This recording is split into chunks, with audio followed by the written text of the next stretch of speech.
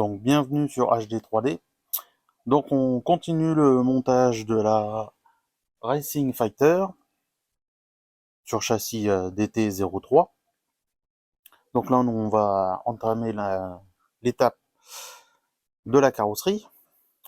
Donc j'ai déjà découpé la carrosserie. J'ai aussi poncé sur les côtés pour les petites parties à rectifier suite au découpage. Après celle-là il n'y a pas grand chose puisque c'est principalement des lignes droites donc ça se fait assez bien. J'ai découpé aussi l'aileron.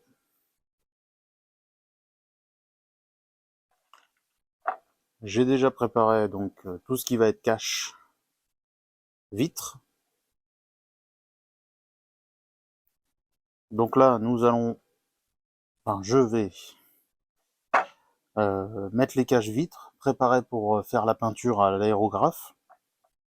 Donc ça va pas être une peinture avec beaucoup d'effets ou quoi que ce soit, hein. Ça va être quasiment qu'une seule couleur, mais vu que j'ai l'aérographe, je le fais quand même à l'aérographe. Il y aura une finition en baquage à la bombe dans tous les cas. Et après, on aura les stickers à poser sur la carrosserie. Donc je ne sais pas si tout sera en vidéo pour la peinture, puisque c'est assez simple, je verrai s'il y avait un intérêt ou pas de le mettre. Je ferai avec vous de toute façon le décachage de la carrosserie avant de poser les stickers, et on posera les stickers juste après. Donc je prépare ça, et c'est parti. Donc je viens de finir de préparer la carrosserie pour la peinture. Donc j'ai dégraissé la carrosserie, je l'ai rayée avec du scotch-brite, j'ai mis les caches vitres. Donc là, il n'y a plus qu'à faire la peinture en rouge. Bien entendu, j'ai déjà fait mes tests de peinture. Donc première 3 couches à l'aréographe de rouge et un baquage gris clair. Donc j'ai fait avec aussi un baquage gris foncé pour voir la différence, et du coup on a choisi plutôt le bordeaux clair que le bordeaux foncé. Et pour l'aileron, donc on a fait les tests. Alors on a regardé par rapport aux autocollants. Au départ on voulait le gris clair puisque ça pouvait se rapprocher des autocollants qui sont à l'avant, mais il est plus clair que les autocollants. Donc quitte à avoir une différence, on préfère rester plus proche de ce qui était sur la boîte, c'est-à-dire de faire le gris foncé. Donc ça c'est les peintures à la bombe et pas à l'aéro. Donc du coup on va réaliser la peinture à l'aéro, et je vous retrouve juste après quand j'aurai fait juste l'aéro avant de faire le baquage. À tout de suite. Donc je viens de finir la peinture à l'aérographe. Donc là il y a juste les 3 couches d'aérographe de fait, il y a encore le baquage à faire. Donc le résultat est plutôt correct. J'ai juste eu une petite coulure qui a fait une trace. Là on la voit pas forcément à la vidéo, mais j'espère qu'elle se verra pas une fois que le baquage sera fait. Donc je vais aller peindre le baquage de la carrosserie et de réaliser la peinture aussi de l'aileron, puisque elle est entièrement à la bombe, puisque j'avais pas de noir ou de gris en aérographe. Donc c'est parti, je vais aller peindre ça et je vous retrouve juste après. Donc ça y est, j'ai fini de baquer l'intérieur pour la carrosserie. Donc ça a un peu atténué la tâche qu'il y avait au-dessus. On la voit encore malgré tout, hein. C'est dommage, mais bon, c'est tout. Ça sera comme ça va rester. On verra, on mettra peut-être un autocollant à cet endroit-là pour camoufler l'erreur, hein. Donc oui, voilà, comme ça vous la voyez aussi. Voilà, c'est le seul défaut qui lui reste sur la carrosserie là. J'ai peint l'aileron. Alors par contre, lui, l'aileron, il a plus de défauts. Déjà parce que c'est pas de la peinture à l'aérographe, enfin c'est de la peinture en bombe, mais qui n'est pas prévue pour cette matière-là, et que pour réussir à peindre à l'intérieur ici, c'est toute une galère en fait. Parce que le jet il ne veut pas se mettre sur les parois, donc on a tendance à en mettre plus que nécessaire, et pourtant ça ne va pas vraiment dans le fond. Donc c'est pas terrible, on va dire. Je suis un peu déçu là-dessus, que c'est pas le résultat que j'en escomptais, et c'est la pièce la plus ratée que j'ai fait jusqu'à maintenant, en fait. Bon, c'est tout, hein. J'ai fait avec ce que j'avais sous la main. Je saurais que la prochaine fois, il vaut mieux déjà utiliser la peinture vraiment prévue pour le plastique. Ça aidera un petit peu mieux, et que la peindre par l'extérieur aurait été peut-être un peu plus intéressant. C'est pour ça que je peux encore la rectifier si je veux, mais je pense que je vais la laisser comme ça, puisque c'est des pièces qui sont de toute façon assez fragiles et qu'on change plus vite que prévu. Donc bon, je verrai pour la prochaine ce que je vais faire. Ça se voit pas tant que ça non plus, hein, surtout quand il y aura les autocollants. On verra pas forcément le défaut, mais bon, voilà. J'ai pas réussi comme j'aurais souhaité. Donc on va commencer à décacher les vitres.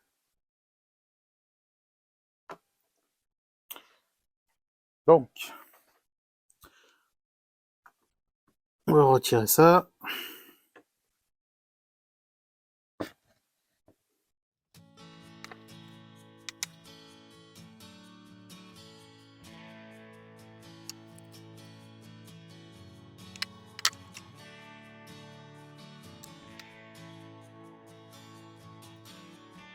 Et la petite dernière.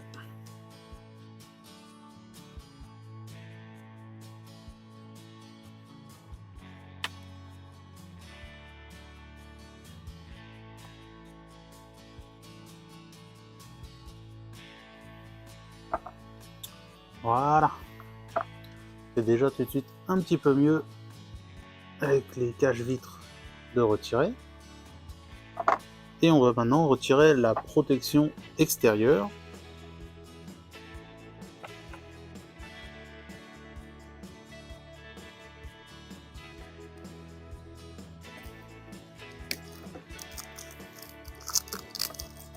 Bon, je ne sais pas si on va voir la différence qu'on a au niveau de la brillance.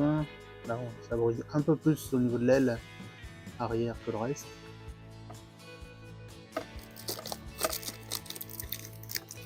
Ça, quand on fait les tests de peinture, il faut toujours le faire en retirant aussi la protection après pour avoir de bons résultats.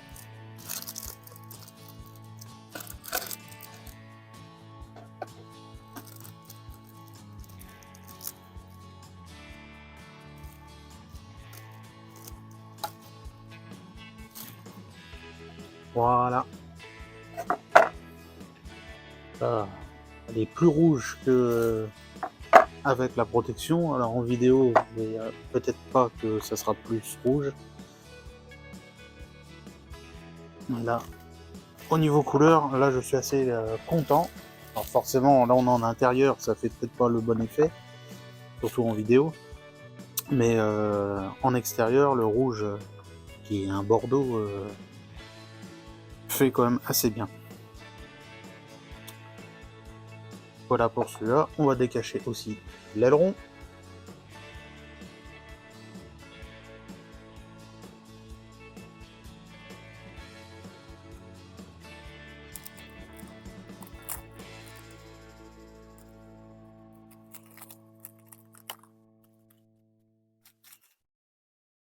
Voilà, qui fait un effet gris un peu plus intéressant.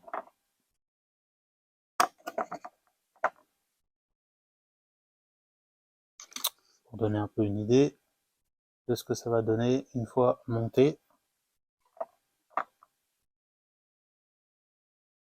Avec l'aileron, alors ça fait limite penser à ce qu'on appelle cette matière à un effet carbone, mais c'est pas du tout du carbone, hein, sans l'effet, mais c'est juste la couleur qui pourrait faire penser un peu à ça. Donc Voilà, l'association des deux couleurs, je trouvais que c'était pas mal.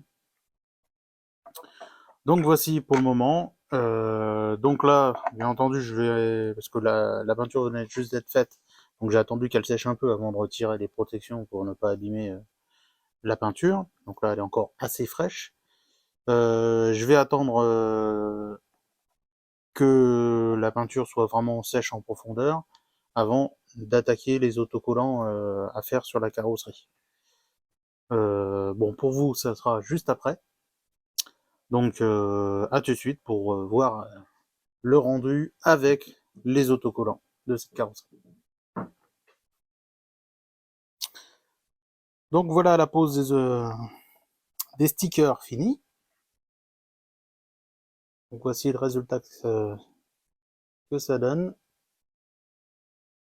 Niveau couleur, ça se marie assez bien, hormis le rouge là, qui est un rouge un peu orangé.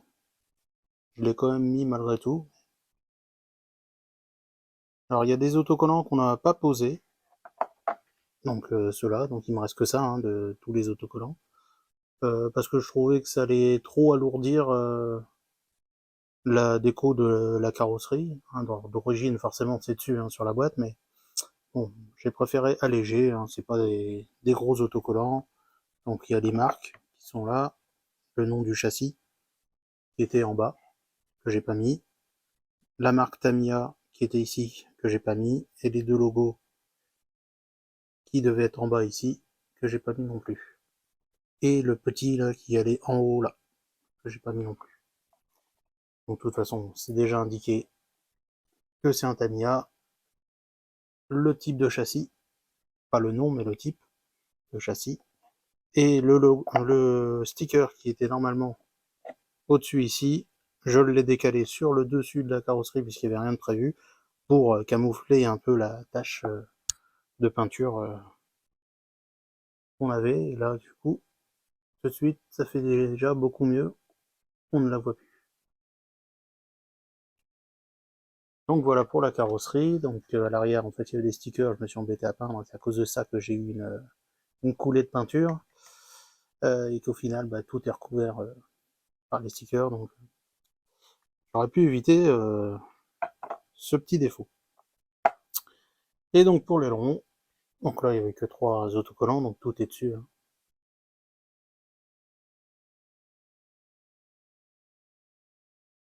Donc la seule différence, c'est que normalement, cet autocollant-là est censé être en travers. Moi, je trouvais que ça faisait un peu mal fini, et donc j'ai préféré le mettre droit.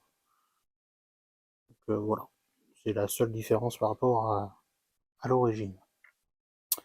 Donc la carrosserie n'est pas complètement finie, puisqu'il y a encore des protections à mettre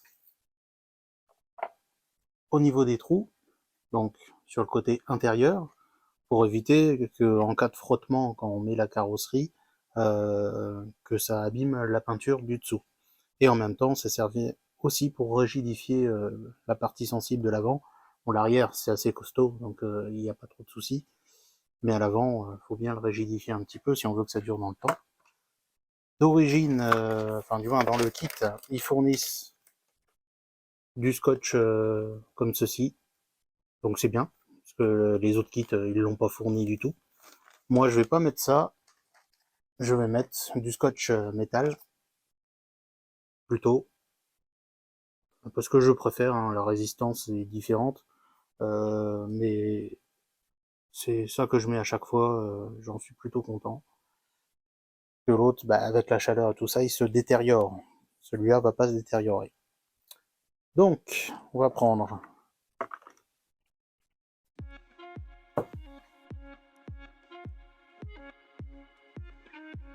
voilà, un bout comme ceci, que je vais essayer de voir pour le tailler. Voilà, c'est juste ce qu'il fallait. Juste recouper la partie qui était un peu déformée dans le rouleau.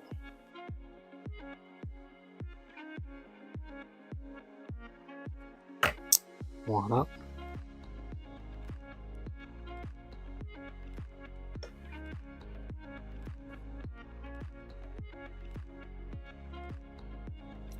Voilà.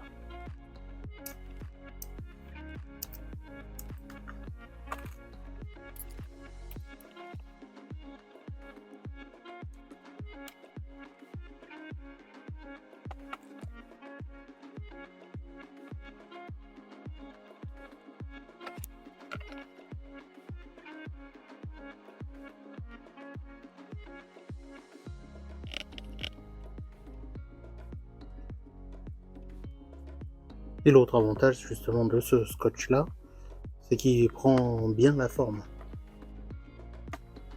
L'autre c'est beaucoup plus difficile à mettre en place. Il faut surtout pas le redécoller puisqu'on va arracher directement la peinture avec l'autre scotch. Donc l'avantage c'est que celui-là on arrive à les mettre du premier coup.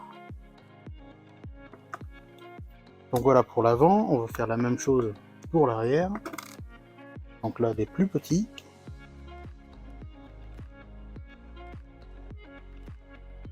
Donc on va essayer de faire la largeur.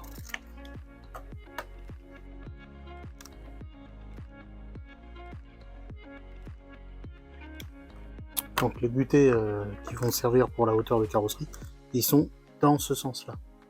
Donc ici ça sert pas à grand chose d'avoir du scotch, mais dans ce sens-là c'est utile, puisque là on n'a pas besoin de renforcer. La carrosserie elle est déjà suffisamment costaud. Donc là on a la bonne largeur, je vais la couper en deux. Voilà, comme ça j'ai mon deuxième morceau qui est prêt.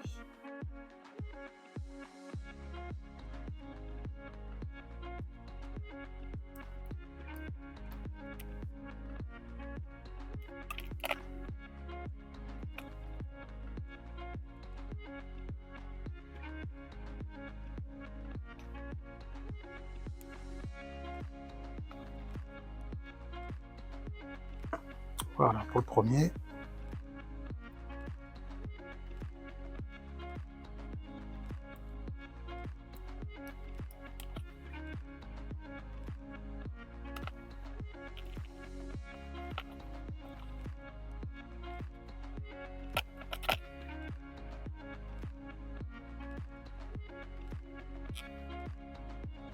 Comme quoi c'est toujours utile d'avoir un peu d'ongle pour réussir à placer. Parce qu'il faut faire attention parce qu'on peut encore rayer la carrosserie. Là c'est encore frais au niveau peinture. La moindre rayure se verra directement. Donc voilà, le deuxième est placé. Donc bien entendu maintenant il faut refaire les trous. On reprend le scalpel.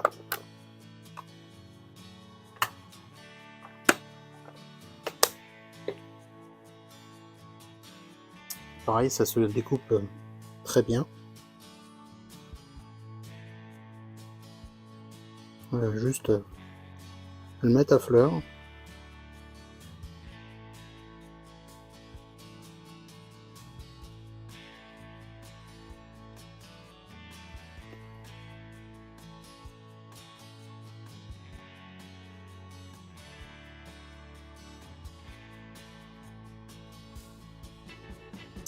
Voilà pour le premier. Alors cela, ça va être un petit peu plus délicat, mais ça devrait bien se faire.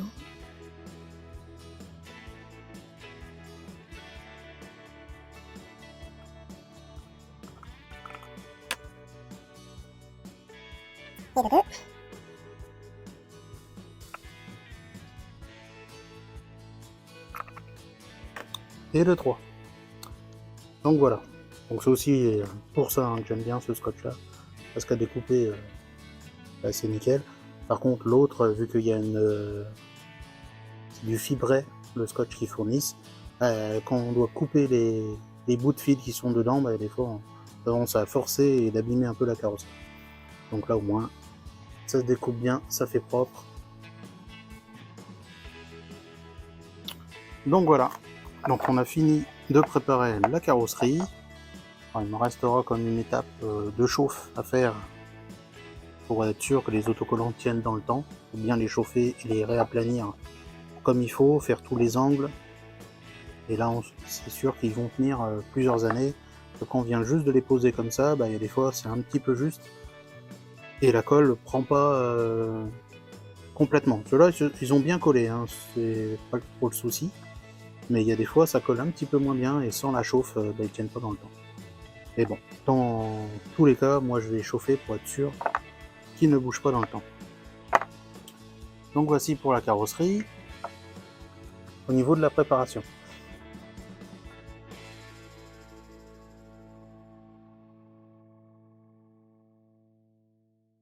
Donc ça y est, j'ai mis un coup de chaud sur les autocollants. Alors quand je parle d'un coup de chaud, c'est avec un sèche-cheveux pendant 10-15 secondes au-dessus d'un autocollant, et qu'après je réappuie l'autocollant. Donc là, ça a été fait sur l'ensemble des autocollants de la carrosserie et de l'aileron. Alors je sais pas si en vidéo ça se verra, mais en gros, là on avait des petites traces blanches encore liées au collage de l'autocollant dans la partie transparente, et maintenant il n'y a plus rien. Donc ça permet aussi de dissimuler un peu plus les contours des autocollants, surtout sur les parties transparentes. Aussi pour les arrondis, ça permet qu'ils collent bien dans les angles et tout autour de l'arrondi, et qu'ils restent en place. Donc là où c'était le plus utile, c'était ici, hein, dans les parties où il y avait un renfoncement, là, que c'était important à le faire, et aussi ici, puisque c'est en volume au niveau tout autour de la partie noire. Donc là, fallait bien réappuyer, donc avec un petit truc plastique souple, que j'ai réappuyé tous les angles. Donc voilà, au moins ça c'est fait. Le plus flagrant, c'est celui à l'arrière, qui avait tendance à se décoller sur le bord, qui maintenant reste bien collé. Les autres, tout ce qui est à plat et tout ça, en général, ça se pose bien, donc on les réchauffe juste pour enlever, comme je vous ai dit, les traces blanches, mais normalement ça ne bouge pas hein, quand on les a mis.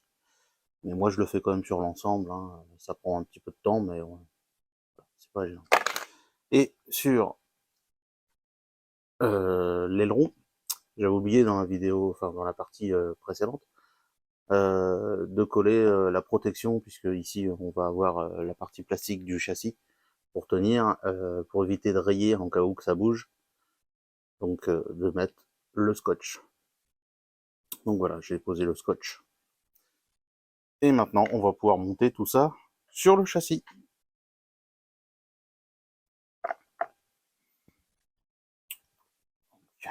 Là, on va prendre le châssis et on va commencer par poser l'aileron. Donc on reprend notre petite cale qui se met par en dessous. J'avais laissé les vis volontairement dessus pour les retrouver.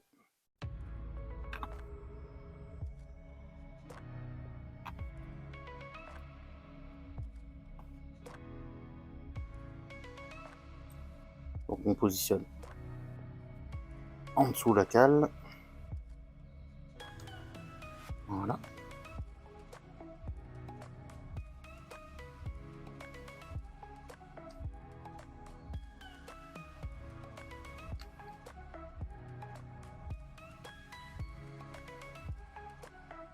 Le plus dur, c'est toujours de mettre la première vis.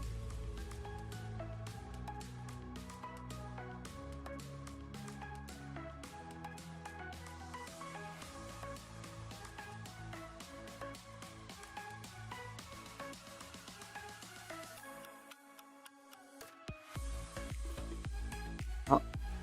Et hop, on verrouille tout ça.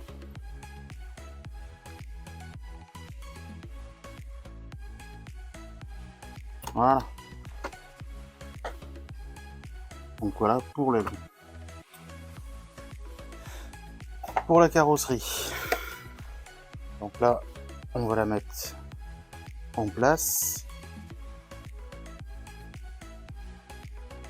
Avant, et on passe l'arrière. Voilà, on vient bien sur les deux butées, donc ça c'est bon. Alors, pour les clips. Donc ils ont fourni plusieurs types de clips, hein. On avait ceux avec la grande prise légèrement tordue, et qui a une partie droite pour l'enfiler, et des classiques comme ça, donc assez grosses aussi, mais sont ni tordues et il n'y a pas de décalage pour la boucle. Donc de toute façon, à l'avant, on n'avait pas le choix, parce qu'on n'a pas beaucoup de place, il faut mettre un clips qui a la boucle est bien séparé pour pas taper dans les triangles, enfin pas être gêné par les triangles. Par contre, tous les clips étaient tordus de la même manière. Et pour l'arrière, bah, ça posait problème, parce que d'un côté, donc celui-là, pas de souci, on peut mettre le clips, ça échappe à tout et ça abîme pas la carrosserie. Par contre, dans le même sens, de l'autre côté, ça venait taper contre la carrosserie ici. Donc bah, ça risquait d'abîmer la carrosserie. Donc du coup, j'ai tordu un clips dans l'autre sens. Donc là, je sais pas si vous allez voir en vidéo par rapport à celui que j'ai pas montré juste avant. L'inclinaison, je l'ai inversé pour pouvoir mettre le clips de l'autre côté.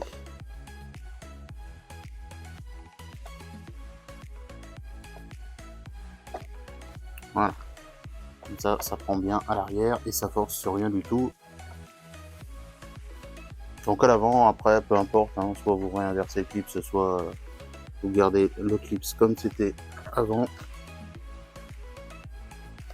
Et ça changera pas puisqu'on est obligé de le mettre dans le sens, pour moi dans le mauvais sens, mais c'est à cause de la boucle qu'on n'a pas le choix.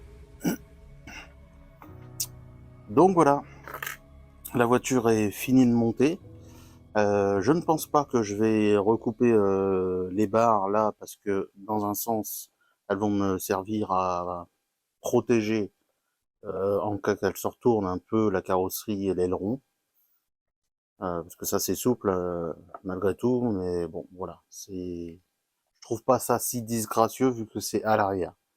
Je pourrais les recouper, faire ça propre, etc. Mais bon, ça gêne pas pour mettre la carrosserie plus que ça, donc je pense que je vais laisser comme ça. Donc voilà pour la fin du montage, ce que ça donne au niveau de la voiture. Donc je suis assez satisfait malgré tout du résultat, malgré les petites erreurs de peinture sur l'aileron. Donc prochaine étape, bien entendu, les tests sur bitume et en tout terrain. Alors je dis en bitume parce qu'en général, ces châssis-là sont utilisés beaucoup en bitume, pour la très simple raison qu'il n'y a pas de spoil là-dessus. Dans l'herbe, c'est pas top, hein, parce que ça reste un 1/10 et en plus en 2 roues motrices. Donc là, dans l'herbe, c'est évident que ça va pas bien marcher. Ça n'empêche pas de le faire, mais ça fait chauffer les moteurs et il faut vraiment que l'herbe soit très courte et qu'il n'y ait pas de trous dans le terrain ni rien. Donc ça limite quand même pas mal les endroits où on peut le faire. Mais bon, nous on essaiera quand même en tout terrain, donc sur de la terre, pour voir ce que donne ce petit châssis.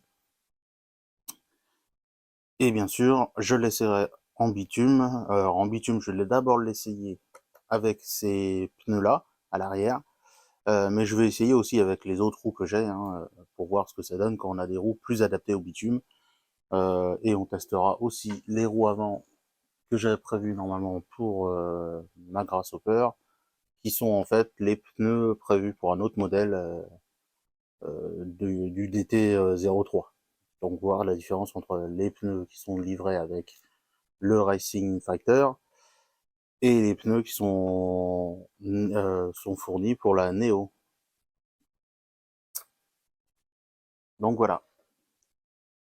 Je vais vous laisser avec des prises de vue de cette voiture finie et je vous dis à bientôt pour les prochaines vidéos de test de la voiture. Salut!